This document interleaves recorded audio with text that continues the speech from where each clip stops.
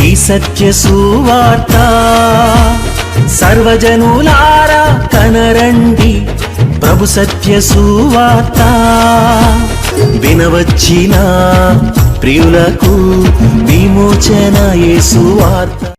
ప్రభువైన యేసుక్రీస్తు వారి యొక్క నామంలో మిమ్మల్ని అందరినీ ప్రేమతో ఈ సత్య సువార్తని ఈ కార్యక్రమానికి ఆహ్వానాన్ని తెలియజేస్తున్నాను. నా మిక్కిలి ప్రియమైన స్నేహితులారా, యేసు ప్రభు మన కొరకు చేసేసిన కార్యం ఇది మనం తలంచుకోవాలి. ఇది సత్యమైన సువార్త. యేసు ప్రభు ఇంకా చనిపోతారు అని మనం గుడ్ ఫ్రైడే కొరకు ఎదురు చూడడం కాకూడదు. లేకపోతే రేపొద్దున ఈస్టర్ అనేటువంటి దినాన యేసు ప్రభు తిరిగి లేస్తారు అని చెప్పుకునేటువంటిది కూడా కాదు. 2000 సంవత్సరాల క్రితమే మనం నమ్ముచూ విశ్వసిస్తున్నటువంటి ప్రభు అయిన యేసుక్రీస్తు వారు ఆయన కలువరి సిలువలో తన యొక్క ప్రాణాన్ని పెట్టి ఉన్నారు. ఆయన మన కొరకు తన రక్తమంతా కార్చి ఉన్నారు. భయంకరమైనటువంటి మరణాన్ని ఆయన అనుభవించి ఉన్నారు. చనిపోయి సమాధి చేయబడి ఆయన మరలా తిరిగి లేచి ఉన్నారు. ఇదినని ఆయన మరణ పునరుత్థానముల యొక్క సువార్తను సత్య సువార్తగా నేను మీకు తెలియజేస్తున్నాను. బైబిల్ గ్రంథం చెప్పినటువంటి ఒక మాట అయితే, జగత్తు పునాది వేయబడక మునుపే ఆయన మన కొరకు వధించబడిన గొర్రెపిల్ల అని బైబిల్ తెలియజేస్తూ ఉంది. అంటే అసలు భూమిని పుట్టించక మునుపే దేవుడు చూచినటువంటి ఒక విషయం ఏంటంటే, తన అద్వితీయ కుమారుడైనటువంటి ఒక యేసుక్రీస్తు ప్రభువారు ఎలాగున వధించబడిన దేవుని గొర్రె పిల్లగా ఉంటున్నారో అది చూచారు ఆయన. అది చూచినటువంటి ఒక దేవాతి దేవుడు ఆయన మరణములో ఆయన పునరుత్థానములో మన కొరకు అనేకమైన విషయాలు సిద్ధం చేసి ఉంచున్నారు. అనేకమైన విషయాలు. ఒకటి నేను చెప్పాను, ఆయన మన కొరకు వధించబడుట ద్వారా, ఒక గొర్రె పిల్ల వధించబడుట ద్వారా ఆదాము అవ్వల సిగ్గు అవమానం కప్పబడి ఉన్నది. రెండోది, ఆదాము అవ్వలు వాళ్ళు చేసినటువంటి ఒక పాపాన్ని బట్టి చనిపోవలసినటువంటి ఒక మానవులు చనిపోకుండా బ్రతికి దేవుని యొక్క కృప చేత ఈ యొక్క లోకంలో మానవ సమాజం అనేటువంటి దాన్ని తీసుకుని రాగలిగి ఉన్నారు. ఈరోజు మనం కూడా బ్రతుకుట కొరకే, ఈరోజు మన యొక్క పాపము సిగ్గు అవమానము కప్పబడుట కొరకే 2000 సంవత్సరాల క్రితం జగత్తు పునాది వేయబడక మునుపు మనల్ని ప్రేమించిన దేవుడు తన అద్వితీయ కుమారుడని గొర్రె పిల్లనైనా వధించి ఉన్నారు. మన యొక్క సిగ్గుని కప్పి ఉన్నారు, మన అవమానాన్ని కప్పి ఉన్నారు, మన పాపములను తీసివేసి ఉన్నారు. అంతేకాకుండా మనల్ని బ్రతికించి ఉంచి ఉన్నారు.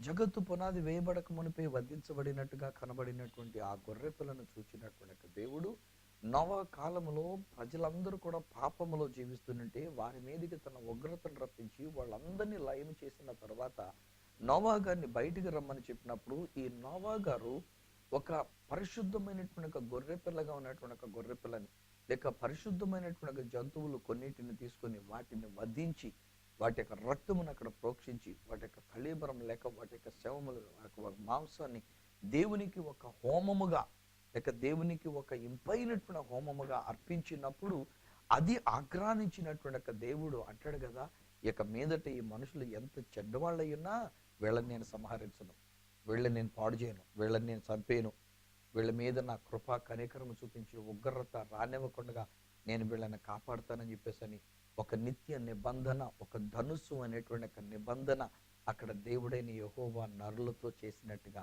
అది మనం చూస్తూ ఉన్నాం. అంతేకాదు అబ్రహాము యొక్క కుమారుని బలిగా ఇమ్మని అడిగినటువంటి ఒక దేవాతి దేవుడు అబ్రహాము దేవుని యొక్క మాటకు లోబడి దేవుని యొక్క మాటను నమ్మి తన యొక్క కుమారుని బలిగా అర్పించడానికి ఆయన తీసుకుని వెళ్ళి బలిగా ఇవ్వబోతుందంటే దేవుడు అంటాడు కదా, ఈ కుమారునికి మారుగా ఇదిగో ఒక పొట్టేలు నేను ఇక్కడ ఆల్రెడీ సిద్ధం చేసి ఉంచున్నాను కనుక ఈ పొట్టేలను తీసుకుని వెళ్ళి అక్కడ బలి అర్పించు. ఇప్పుడు నీవు నాకు విధేయత చూపించున్నావు గనక, నీ కుమారుడిని ఇయ్యడానికి వెనుక తీయకుండా నువ్వు చేసి ఉన్నావు గనక నేను నిన్ను ఆశీర్వదిస్తూ ఉన్నా, నీ సంతానాన్ని నేను ఆశీర్వదిస్తున్నానని ఇది ఆ దేవాతి దేవుడు సెలవిస్తున్నటువంటి ఒక మాట. ఇది నా మిక్కిలి ప్రియమైన స్నేహితులారా, ఆల్రెడీ దేవుడు మన కొరకు తన అద్వితీయ కుమారుని ఇచ్చేశారండి. యేసుక్రీస్తు ప్రభువారు మన కొరకు వధించబడిన గొర్రెపిల్ల అయిపోయారండి. ఆయన వధించబడిపోయారండి. ఇప్పుడు చచ్చిపోవట్లే. సాధారణంగా మనం యేసు ప్రభు శిలువ కాలం వచ్చినప్పుడు శిలువ ధ్యానములు, శ్రమల ధ్యాన కూటములని మనం పెట్టుకొని మనం చేసుకుంటూ యాజ్ ఇఫ్ అప్పుడు యేసు ప్రభు ఇక చచ్చిపోతారు, ఇదిగో గుడ్ ఫ్రైడే నాడు ఆయన చచ్చిపోతారు, ఆ మధ్యాహ్నం ఎండలో ఆయన చచ్చిపోతున్నారు అన్నట్టుగా మనం ఫీల్ అవుతూ ఉంటాం. కానీ ఇది ఓన్లీ రిమెంబరెన్స్ అంతే. మనం చేస్తున్నది అంతా కూడా ఒక జ్ఞాపకార్థంగా మనం చేసుకున్నటువంటి ఒక కార్యం. కానీ 2000 సంవత్సరాల క్రితమే యేసుక్రీస్తు ప్రభువారు తన యొక్క ప్రాణాన్ని పెట్టేశారు మీ కొరకు, నా కొరకు. మనము ఎలాగున దేవుని చేత ఆశీర్వదించబడాలి అనేటువంటి ఒక ఉద్దేశంతో దేవుడు మన కొరకు తన అద్వితీయ కుమారుడైన యేసుక్రీస్తు వారిని బలిగా ఇచ్చేశారు ఆయన. సో ఈరోజు నా సువార్త ఏంటంటే, సత్య సువార్త ఏంటంటే, యేసు మన కొరకు ఈ లోకంలోనికి వచ్చేశారు, యేసు మన కొరకు తన ప్రాణాన్ని పెట్టేశారు. తద్వారా ఈరోజు మనం బ్రతకగలిగి ఉన్నాం, ఉగ్రతను మనం తప్పించుకొని ఉన్నాం, మనం దేవుని చేత ఆశీర్వదించబడి ఉన్నామనే సువార్తని ఇది నేను మీకు తెలియజేస్తున్నా. మీ పనేంటి, మన పనేంటి? సువార్తను నమ్మడం అంతే. ఎప్పుడైతే ఈ సత్య సువార్తను మనం నమ్ముతున్నామో, నమ్మువానికి గ్రీసు దేశస్తుడే కానీ యూదుడే కానీ రక్షణ కలుగ చేయుటకు అది దేవుని శక్తి అయి ఉన్నది. సువార్త దేవుని యొక్క శక్తి. నేను ప్రకటిస్తున్న ఈ సత్య సువార్త ఇది దేవుని యొక్క శక్తి. మీరు ఆశీర్వదించబడి ఉన్నారు, మీరు ఉగ్రత నుంచి తప్పించబడి ఉన్నారు, మీరు జీవిస్తూ ఉన్నారు, మీ యొక్క పాపము, సిగ్గు, అవమానమైనటువంటిది తీసివేయబడి ఉన్నది. దేవుడు తన ప్రియ కుమారుడైన యేసు చర్మముతో మనల్ని కప్పి ఉన్నాడు కనుక ఇక మనము ఆ అపరాధము క్రింద లేక పాపము క్రింద ఉన్నటువంటి వారము కాము. దేవుడి గొప్ప భాగ్యాన్ని దేవుడు మీకు అనుగ్రహించాడు. బై నేను మరలాడుతున్నాను, ఒకవేళ మీ కుమారుని దేవుని యొక్క సేవ కొరకు అంకితం చేయాలనుకుంటే, ఒకవేళ మీ కుమార్తెని దేవుని యొక్క సేవ కొరకు అంకితం చేయాలనుకుంటే నన్ను సంప్రదించండి. ఒకవేళ ఆ బిడ్డలకు ఒక మంచి భవిష్యత్తు తెలియజేస్తాను, ఒకవేళ మంచి నడిపింపులకు వారిని నడిపిస్తాను. ఒకవేళ నా దగ్గర ఉన్న అవకాశాన్ని బట్టి దైవ సేవకులుగా నా దగ్గర ఉన్నప్పుడు వాళ్ళు ఒక మంచి సేవకులుగా తీర్చిదిద్దబడ్డానికైనటువంటి రీతిగా అనేక మంది ఇప్పుడు గొప్ప సేవకులు అయినారు. నేను బైబిల్ స్కూల్లో ఉపాధ్యాయుడిగా ఉన్నప్పుడు ఉన్నటువంటి వాళ్ళు ఈ రోజున గొప్ప సేవకులు అయి ఉన్నారు. నేను బైబిల్ స్కూల్ పెట్టినప్పుడు నా దగ్గర తర్ఫీదు పొందుకున్నటువంటి వాళ్ళు ఈ రోజున గొప్ప సేవకులుగా అయి ఉన్నారు. నా దగ్గర సంఘంలో ఉంటూ అనుభవాలు పొందుకొని ఈ రోజున వాళ్ళు గొప్ప సేవకులుగా ఉండినారు. ఏమో ఒకవేళ మీ కుమారుడు, ఏమో మీ యొక్క కుమార్తె సువార్తరాజు కంటే గొప్పవాళ్ళు కావాలని మీరు అనుకుంటున్నట్లయితే జస్ట్ కాల్ మీ. ఒక ఫోన్ కాల్ చేయండి, ఒక SMS చేయండి, ఒక వాట్సాప్ మెసేజ్ చేయండి. మీ బిడ్డల యొక్క భవిష్యత్తును గురించి నేను తప్పకుండా ఇవ్వగలిగిన సలహాలు కానీ లేక ఒక మంచి ఆలోచన కానీ ఇవ్వడానికి నా వంతు నేను ప్రయత్నం చేస్తానని కూడా నేను తెలియజేస్తున్నాను.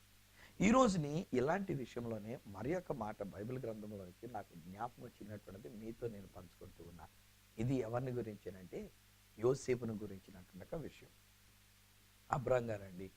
అబ్రహాం గారి యొక్క కుమారుడు ఇస్సాక్ అండి. ఇస్సాకు గారి యొక్క కుమారుడు యాకోబు అండి.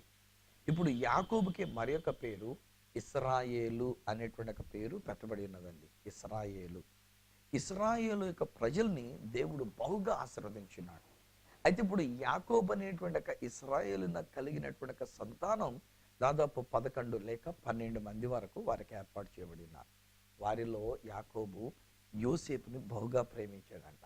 దేవుని యొక్క వాక్యంలో రాయబడిన మాటలు ఏంటంటే, యాకోబు అనేటువంటి ఒక తండ్రి యోసేపుని ఎక్కువగా ప్రేమించినందుచేత ఒక విచిత్రమైనటువంటి ఒక అంగీ ఒకటి కుట్టించి యోసేపు నాకు తొడిగించున్నాడు. రంగుల అంగీ ఒకటి తొడిగించున్నాడు. ఈలోగా ఒక రోజుని యోసేపు గారికి కొన్ని కళలు వచ్చినాయి. ఆ కళల గురించి తన యొక్క అన్నయ్య గారులతో చెప్పాడు, తన యొక్క సోదరులతో ఆ విషయాలు పంచుకున్నాడు. ఒక కళ ఏంటంటే, తన యొక్క పన, ఈ యొక్క చేలో కోసేటువంటి ఒక పనలు అనేటువంటి ఒక పన, తన పన నిలబడి ఉన్నది. తన అన్నలు 11 మంది సంబంధించినటువంటి వాళ్ళ యొక్క పనలు ఈయనకి సాష్టాంగ నమస్కారం చేస్తున్నాయి. అవి చెప్పేసరికి అన్నయ్యలు కోపం వచ్చింది. ఒరే, నువ్వు చిన్నోడివి, నువ్వు మాకంటే చిన్నోడివి, నువ్వు తమ్ముడివి, అలాంటిది నీకు మేము నమస్కారం చేయడం ఎట్రా వెళ్తావా? ఇలాంటి ఆలోచనలన్నీ పైత్యం వల్ల నీకు వస్తున్నటువంటివి, ఇలాంటి కళలన్నీ కూడా నువ్వు మసాలా ఎక్కువ తిన్నందు చేత వచ్చి నేను కొన్ని కోప్పడి తిట్టేసి ఊరుకున్నాను. యోసేపు మరొకసారి తన యొక్క అన్నయ్యల దగ్గరికి వచ్చి వాళ్ళతో చెప్పినటువంటి మాట్లాడి, అన్నయ్యలు నాకు రాత్రి ఇంకో కళ వచ్చింది. ఆ కళలో ఏంటంటే 11 నక్షత్రాలు, అనగా మీరందరూ కూడా అన్నమాట. మీతో పాటుగా సూర్యుడు చంద్రుడు కూడా ఉన్నాడు, అంటే అమ్మ నాన్న కూడా ఉండి ఉన్నారు. వాళ్ళు కూడా నాకు నమస్కారం చేస్తున్నారు. సరికి ఏళ్ళకి ఎక్కడ లేని కోపం వచ్చిందండి. అన్నయ్యలకి అసూయ వచ్చిందండి. ఆయన మీద చాలా కోపం తెచ్చుకున్నావు. రే, నువ్వు చిన్నవాడు అయ్యిండి, పోనీ మేము అన్నయ్యలంగా నీకేదో నమస్కారం పెడుతున్నామని అంటే పోన్లే కదా నూరుకున్నాము, మొన్నటికి ఏదో నువ్వు ఎలా చెప్పావంటే ఇంకా అమ్మ నాన్న కూడా నీకు నమస్కారం పెడతాడరా వెధవా అని చెప్పేసి అని పట్టుకొని కోప్పడిపోయారు. సరే పాపం నేను ఏం చేయలేక అన్నయ్యలు కోప్పడినప్పటికీ ఇంకో మౌనంగా ఊరుకుండిపోయాడు. కొంతకాలం తర్వాత తండ్రి ఏం చేశాడంటే ఈ యోసేపుని పిలిచి, ఒరే నాయన నీ అన్నయ్యలు పొలంలోనికి వెళ్ళారు, చాలా రోజులు అయిపోయింది ఇప్పటికేను. వాళ్ళు గొర్రెలను తీసుకొని వెళ్ళి ఉన్నారు, మేకపిల్లలను తీసుకొని వెళ్ళి ఉన్నారు. నువ్వు వెళ్ళి వాళ్ళకి కాస్త ఈ చద్దన్నం తీసుకెళ్ళి వాళ్ళకి అందించి పెట్టిరారా, ఈ పలహారం తీసుకెళ్ళి వాళ్ళకి ఇచ్చిరారా అని చెప్పేసి అని కావిడి కట్టి ఆ అన్నయ్యలైనటువంటి వాళ్ళ కొరకైనటువంటి ఆహార పదార్థాలు పెడితే ఆ కావిడి మోసుకుంటూ వస్తూ ఉన్నాడు ఈ చిన్నవాడైనటువంటి ఒక యోసేపు. విచిత్రమైన అంగీ కలిగినటువంటి వాడే, రంగురంగుల అంగీ కలిగినటువంటి వాడే, తండ్రి యొక్క ప్రేమను పొందుకున్నటువంటి వాడే, ఆ తండ్రికి ఒక ప్రియమైన గారాల కొడుకుగా, ముద్దుల కొడుకుగా. ఎందుకంటే యాకోబు ప్రేమించినటువంటి ఒక రాహేలు యొక్క కుమారుడేమో. సో ఈ కుమారుడిని ఇంకా ఎక్కువగా ప్రేమించినాడు. చాలా కాలం బిడ్డలు పుట్టకుండా ఉన్న తర్వాత ఎట్టకాలకి రాహేలు గర్భవతి అయి కుమారుని కనియున్నదేమో. సో అందుచేత ఈ యోసేపు అనేటువంటి ఒక కుమారుడిని యాకోబు చాలా ప్రేమించినాడు. అతడంటే చాలా గారాబం పెట్టుకుని ఉన్నాడు. అలాంటి ఈ కుమారుడు విచిత్రమైనటువంటి అంగీతో చక్కగా ఇలాగెలాగ ఊగిసలాడుకుంటూ నడుచుకుంటూ కావిడేసుకొని వస్తామనంటే దూరం నుంచి అన్నయ్యలు చూశారు.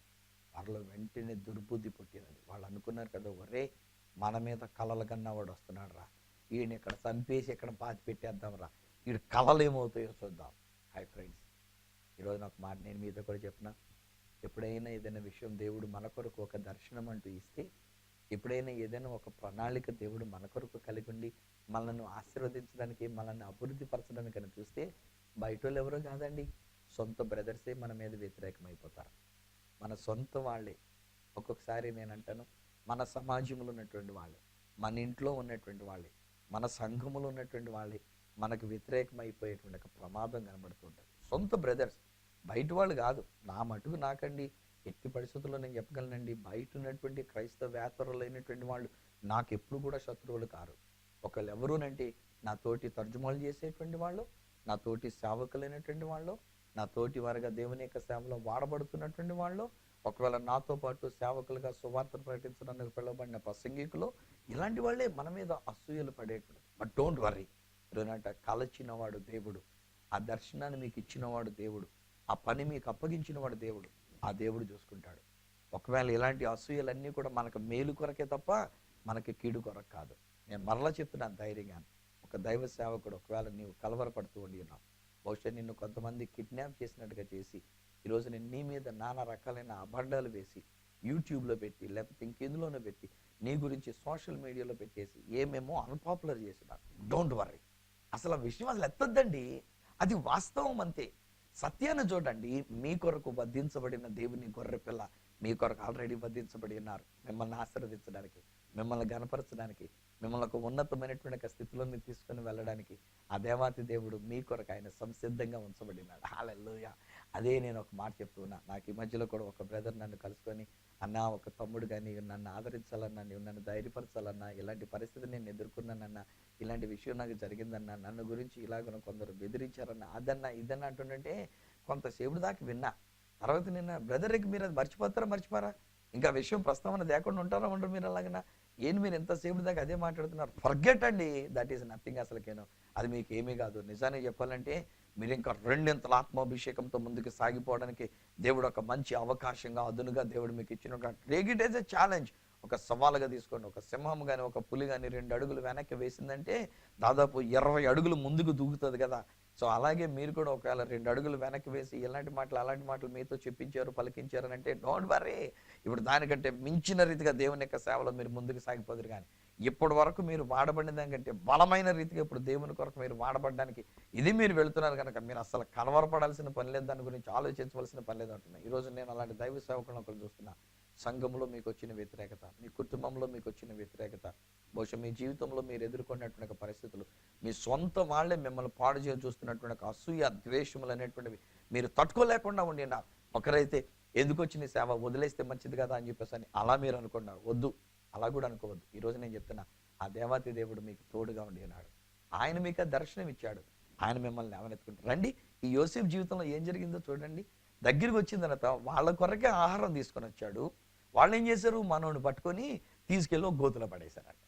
సావరా, ఇక్కడ నీ కళలు ఏమవుతాయో చూస్తాము, ఏడు మేము నీకు నమస్కారం చేయడమా, ఇప్పుడు చూడు నువ్వు ఎంత కింద ఉన్నావు మాకంటేను, ఎంత గోతులో పడి ఉన్నామో చూడు, ఆ గోతులో నీళ్లు కూడా లేవు, మా దాని మేము వెళ్ళిపోతాం సాయంకాలం అయ్యేసరికి, ఇక్కడే ఉండిపోయి నువ్వు ఆ గోతులే ఉండిపోయి ఇటు పక్కన ఎవరు రారు కనుక నీ బతుకు ఇక్కడే చచ్చిపోతావు, నువ్వు బతుకు ఇక్కడే తెల్లారిపోద్ది, అయిపోయింది ఇంక నీ కళలు ఏమవుతాయి అని చెప్పి వాడిని అందులో పడేసి ఎన్ని మాటలని ఉండి ఉంటారో, ఎంత ఏడిపించి ఉండి అంటారో. ఈలోగా కాసేపటికి మరలా జరిగినటువంటి విషయం ఏంటంటే పోతే పోయింది కానీ వీడు అనవసరం ఇందులో పడి సావడం ఎందుకు. వాళ్ళకి వచ్చిన ఆలోచన చూడండి, వాడిని బ్రతిమాలుకోలే, యోసేపు లోపల నుంచి బ్రతిమలాడుకోలే, యోసేపు లోపల నుంచి అన్నయ్యలు నన్ను బయటికి తీయండి, అన్నయ్యలు నాకు కళ నెరవేరాలి అన్నయ్యలు అని చెప్పేసి నేను ఏడుతూ కూర్చోలే. ఒకవేళ అక్కడున్నా కానీ హాయిగా ఉన్నాడైతే యోసేపు, ఎందుకంటే కళ ఇచ్చిన వాడు దేవుడు కనుక. ఈరోజు నేను మీద చెప్తున్నాను, ఒకవేళ ఎలాంటి అసూయలు మీకు కలిగి, ఎలాంటి కిడ్నాప్ చేయబడినటువంటి రీతిగా, లేకపోతే ఎలాంటి ప్రమాదకరమైన పరిస్థితుల్లో మీరు ఉన్నప్పటికీ డోంట్ వర్రీ అట్ ఆల్. ఏం జరుగుద్ది మహా అయితే కనుక ఈ దేహానికి ఏమన్నా జరుగుతుంది తప్ప అంతకు మించి మనకి జరిగేది ఏం లేదండి. దేవుడు మన ఆత్మను ఆల్రెడీ తన యొక్క కాపుదల సంరక్షణలో ఉంచినాడు. దేవుడు తన యొక్క ఆత్మను ఆయన బలపరిచినాడు, మనల్ని బలపరిచినాడు. ఆయన మనల్ని జీవింపజేసినటువంటి ఒక దేవతి దేవుడు కనుక మనం ఎట్టి పరిస్థితుల్లో కూడా మనం కలవరపడవలసినటువంటి అవసరం లేదని ఇది నేను మీతో పంచుకున్నాను. దేవునికి మహిమ కలుగును గాక. ఆ దేవతి దేవుడు ఆయన మీ కొరకు ఆల్రెడీ ప్రణాళిక కలిగినాడు. ఈరోజు నేను చెప్తున్న మాట ధైర్యంగా ఆలకించండి. ఆయన మీ కొరకు ఒక గొప్ప ప్రణాళిక ఆయన కలిగినటువంటి ఒక దేవుడు. అన్నిలకి ఆలోచన వచ్చింది, ఒరే ఇండి గోతులను తీసి మనం అమ్మేద్దాము, ఇదిగో వర్తకులు వస్తున్నారు ఈ రూట్ అంటాను, మరలా ఎప్పుడు ఎవడొస్తాడు రావడం మనకు తెలియదు కానీ ఈ వర్తకులు ఆ యొక్క ఇథియోపియాకి వెళుతున్నటువంటి వాళ్ళు, ఆఫ్రికా ఖండానికి అటు పక్కకి వెళుతున్నటువంటి వాళ్ళు కనుక వీడిని తీసుకెళ్ళి వాళ్ళకి అమ్మేద్దామని చెప్పేసి అని బయటికి తీసుకొచ్చి ఎంతగానో అన్నిలకి అమ్మేశారో మొత్తానికి ఏమో కానీ డబ్బులు తీసుకున్నారు. ఈలోగా పెద్ద అన్నయ్య కాస్త అక్కడ లేడు. అన్నయ్య వచ్చిన తర్వాత ఏడురా తమ్ముడు గోతులు అన్నాడు, పైకి తీసేద్దామని అనుకుంటే లేలే మేము అమ్మేసాం, అయ్యో ఎంత పని చేశారు అనుకొని అన్నయ్య బాధపడుతూ వచ్చినప్పుడు ఎలా చెప్తాం నాన్నగారికి, ఏమని జవాబిస్తాం నాన్నగారికి అని చెప్పేసారంటే మళ్ళీ ఏళ్లలోనే ఒక ఆలోచన వచ్చింది. ఈ ఆలోచనకు వాళ్ళు చేసినటువంటి పని ఏంటి తెలుసండి, వాళ్ళ దగ్గర ఉన్నటువంటి ఒక మేక పిల్లలో నుంచి ఒక మేక పిల్లని చంపేసి దాన్ని రక్తం ఒలికింపజేసి మనోడు యోసేపు యొక్క ఆ అంగి, విచిత్రపు అంగిని దానిని తీసేసి ఆ విచిత్రపు అంగిని ఈ రక్తంలో ముంచేసి పొర్లించేసి ఇప్పుడు ఈ అంగిని తీసుకెళ్లారు. నాయన ఇదిగో మేము వెళుతుండంటే ఈ అంగి ఒకటి దొరికింది, మా గొర్రె పిల్లలో కూడా ఒక గొర్రె పిల్ల కనబడకుండా పోయింది, ఇదేదో నీ చిన్న కొడుకు యొక్క అంగీలాగా ఉంది చూడు అని చెప్పేసి తీసుకుని వెళ్ళి పెట్టారు. యోసేపునకు బదులుగా అర్పించబడినటువంటి ఒక గొర్రె పిల్ల, యోసేపునకు మారుగా చంపబడినటువంటి ఒక గొర్రె పిల్ల. అందుకే నీ దేవుని యొక్క వాక్యంలో ప్రకటన గ్రంథం 13:8 అంటాడు, జగత్తు పునాది వేయబడక మునిపే వధింపబడినట్టున్నటువంటి దేవుని గొర్రె పిల్ల. జగత్తు పునాది వేయబడక మునిపే వధింపబడినటువంటి ఒక గొర్రె పిల్ల. ఈరోజు మీ కొరకు నా కొరకు ఆయన ఆల్రెడీ వధించబడిపోయాడండి. నా తండ్రి అయిన దేవుడు చూచింది ఏంటంటే 2000 సంవత్సరాల క్రితం యేసుక్రీస్తు ప్రభు వారు వధించబడినటువంటి ఈ విషయం మాత్రమే కాదు చూచింది ఆయన.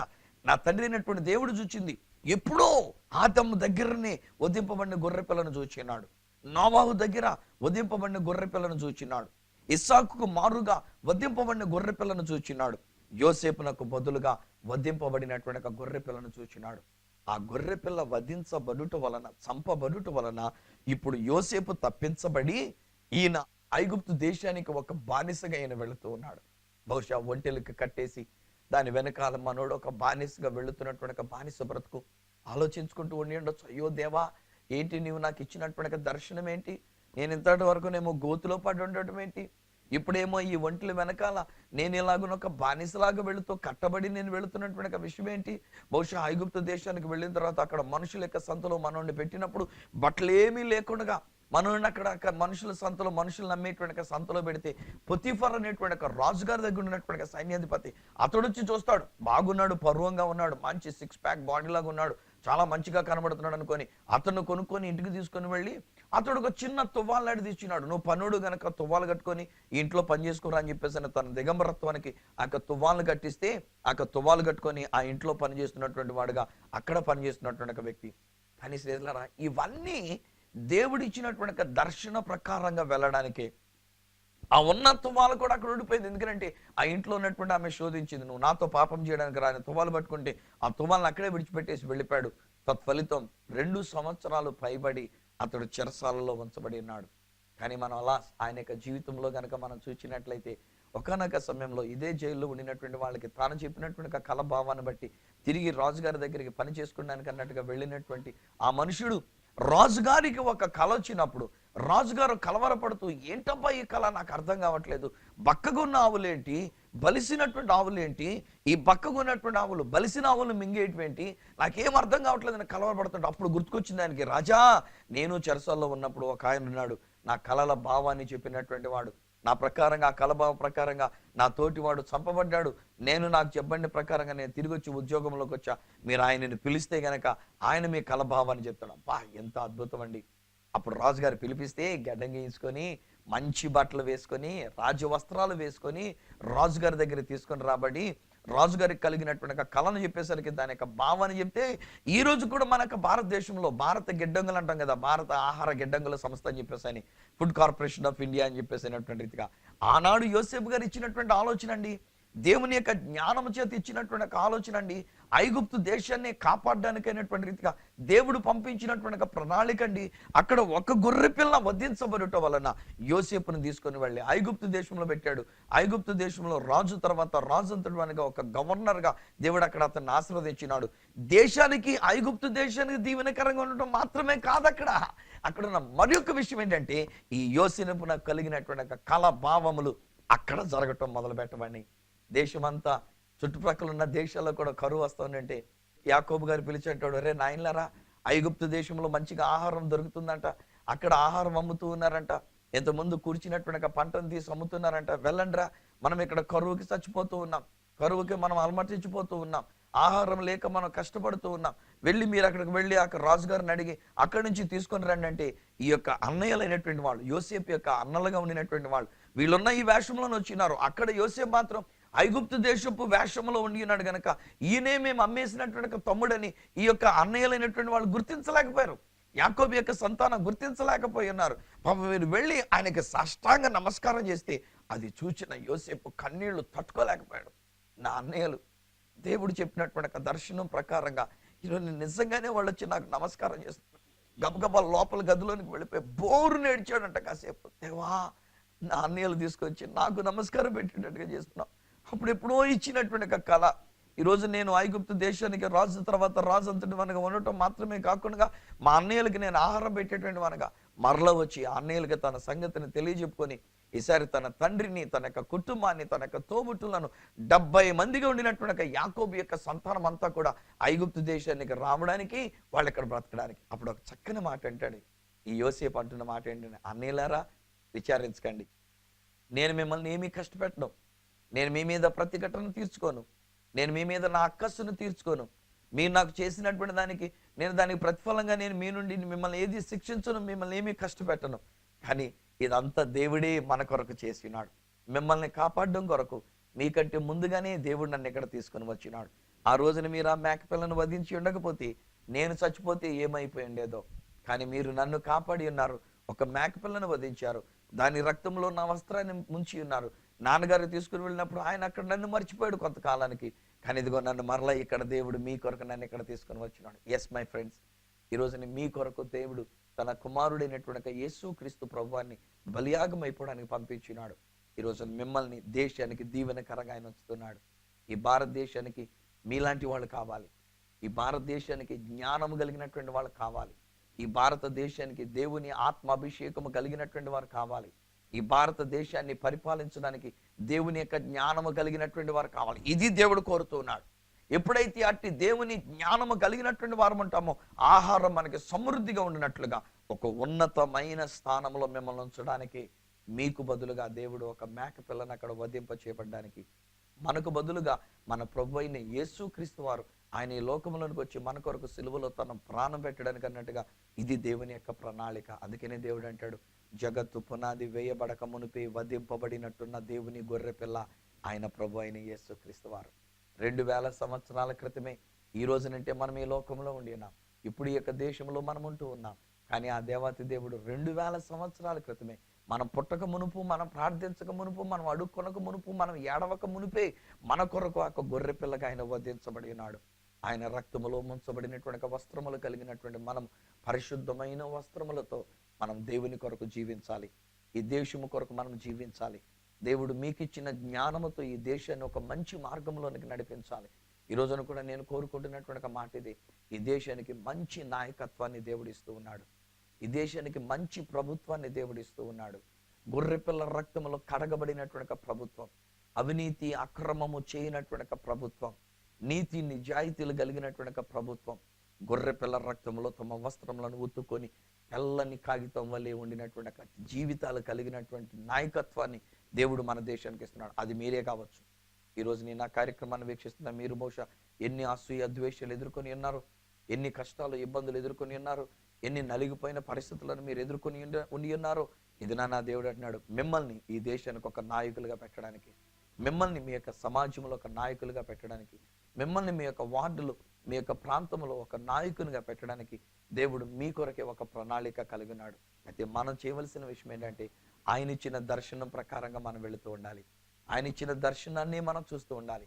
వాస్తవాన్ని మనం చూడొద్దు, వాస్తవ పరిస్థితుల గురించి మాట్లాడొద్దు, వాస్తవ పరిస్థితుల గురించి ఏడుస్తూ ఉండొద్దు.